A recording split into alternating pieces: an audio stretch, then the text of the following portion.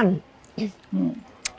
kalau kita bicara soal Linggau ya, Ya, ini kan diapit oleh Musirawas, irisannya besar, dan juga tentu Muratara ya. ya, Dan disinilah tempat apa boleh dibilang, biarpun kota kecil, tetapi yang paling majunya, amin. ya. Dan Anda pada periode kedua, apa beda memimpin pada periode kedua dibandingkan periode pertama? Ya, kalau periode yang kedua, ya saya cuma melanjutkan, menyelesaikan apa-apa yang belum selesai di periode yang pertama. Contoh? Jadi kan periode pertama itu memang banyak sekali angan-angan, harapan, cita-cita yang ingin kita Lubulinggo ini yang paling utama adalah maju dari segala bidang. Tapi kan kita melihat tidak bisa maju tanpa dukungan masyarakat. Tidak bisa maju tanpa ketersediaan sarana prasarana infrastruktur. Tidak akan bisa maju tanpa hadirnya investor. Ya, jadi hal-hal inilah yang menyebabkan kita harus kerja keras di periode pertama. Ya, alhamdulillah di periode pertama kita sudah bisa ya bersama-sama masyarakat ya, dengan perhatian kita terhadap masyarakat juga ya, untuk seluruh elemen sehingga Kota Lubulinggo ini bisa terjagakan ya, tanda petik dijaga oleh masyarakatnya sendiri. Contoh organisasi keagamaan yang besar saja saya contohkan ya, seperti NU Muhammadiyah ya, di Lubulinggo ini hidup bisa besar, bisa banyak badan otonomnya yang berdiri, sehingga inilah yang membentengi Kota Lubulinggo. Ini yang bentengi. Kemudian juga kita punya program seperti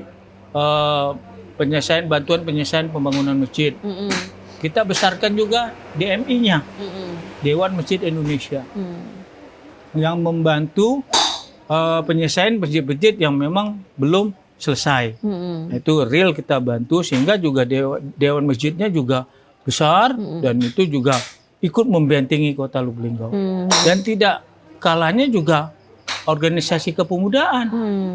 Di Lubulinggo hampir semua organisasi kepemudaan hidup. Ya, mau dari KNPI, mau dari HMI, GMNI, ya, IMM, dan Ada Pemuda semua. Pancasila, PPM, FKPP, semuanya hidup. Kami ya, semuanya hadir di Kota Lubulinggo. Itu juga ikut membentengi daripada Kota Lubulinggo. Belum lagi yang lain-lain ya, yang komunitas-komunitas yang semuanya kita perhatikan, kita ajak bersama-sama untuk ayo kita bangun Kota Lubulinggo. Apa? Ya, dengan ikut hadir di setiap kegiatan mereka masing-masing untuk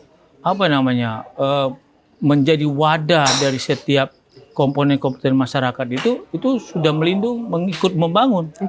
Coba bayangkan kita nggak ada, maaf ya, di Linggo nggak ada garis-garis keras, nggak ada yang teroris, maaf ya, gitu. Karena kita yang untuk pemudanya dijaga oleh komponen OKP, yang agamanya dijaga oleh NU Muhammadiyah, itu pun yang lainnya.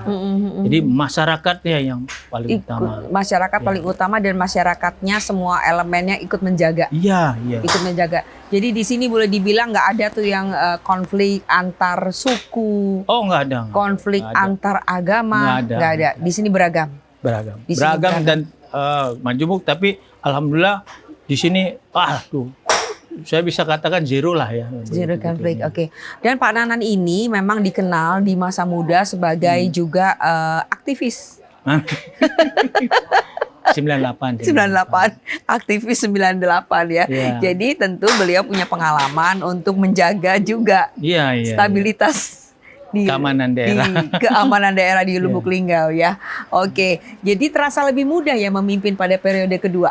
Ya, kalau yang kedua kan sudah enak saya. Sudah enak. Ya, sarana prasarana infrastruktur sebagian besar sudah diselesaikan ya. Dan itu tadi investor juga udah mulai masuk waktu itu. Jadi yang kedua kita tinggal melanjutkannya aja. Tinggal melanjutkan Ya, aja. tapi kita nggak bisa banyak ngomong ya, karena kita 2020, 2021 ini Kena COVID. Kena Jadi ya semuanya harus kita maklumi lah. Iya. Nggak ada, dunia pun memaklumi gitu ya. Iya. Kondisinya sama di mana-mana. Kondisinya sama di mana-mana ya. Tapi Lubuk Linggau bisa bertahan di masa pandemi ini juga sudah yang luar biasa ya. Iya. Sudah luar biasa.